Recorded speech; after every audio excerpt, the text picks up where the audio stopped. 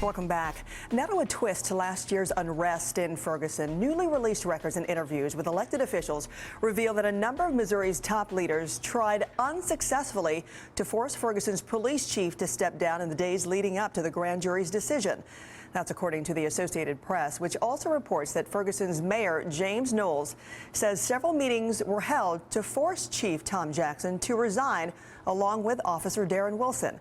Among the top officials at the meetings were Missouri House Speaker John Deal and U.S. Senator Claire McCaskill. Now, Jackson, who is still the chief, drew widespread criticism in the months after the Michael Brown shooting for both the police response to protesters and the way in which key pieces of information were released. Joining me now is Missouri State Senator Maria Chappelle-Nadal. Maria, thank you for being with us. Nice to have you with us here, as always. Thank you, Frances. I want to ask you first, were you present at any of those meetings? I was not present, but I knew about the ongoing negotiation to try to get the police chief out of his position in Ferguson.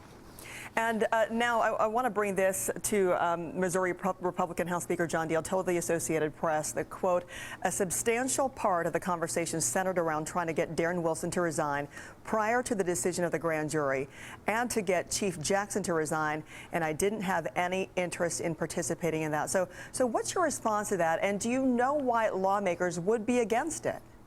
Well, I have to tell you, there are some colleagues of mine who don't understand the issue, and they want to understand. In the case of John Deal, I think that his actions have revealed exactly what position he stands in. So I think as the Speaker of the House, he has an obligation to understand both sides of the argument. Luckily, in the Missouri State Senate, we have senators who are overwhelmingly wanting to understand the situation. Now, if Chief Jackson had resigned either last year or even now, it would relieve a lot of the tension that exists right now, not only in Ferguson, but in the general area. Well, let's bring in the factors there.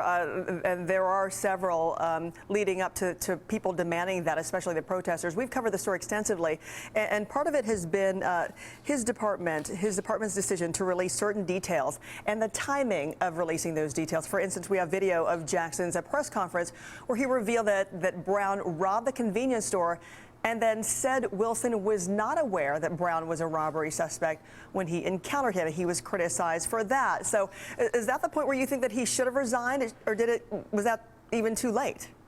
You know, I have to tell you, that positioning was quite concerning to all of us.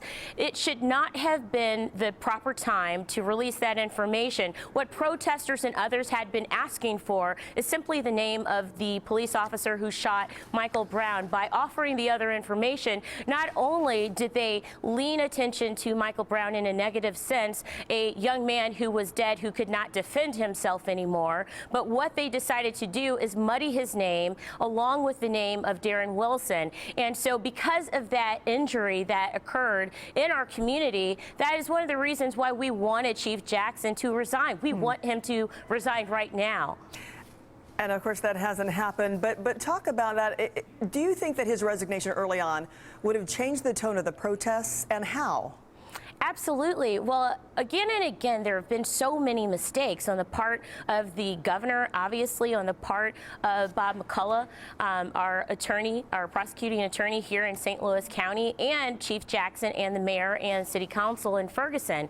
And so at every point of the way, if there was any action that would take away some of the pain and the hurt and the anger, it would have relieved some of that tension. It is natural to have a lot of anger after you see a young black man in the streets for 4.5 hours, and then you see people who are either appointed or elected into their offices, and they perform in a reckless manner. So that is why we are trying to find resolve, but what it takes is a lot of cooperation on the part of not only the Speaker of the House, but also members of the full General Assembly. And I can tell you now, as I mentioned before, there are open ears on the Missouri State Senate side where people are asking, my colleagues are asking for protesters and others to please try to communicate with them on the specific needs they want and how they want to change statutes and laws in the state of Missouri. Well, do you think the fact that Ferguson hasn't been the top headlines in the news as of late, that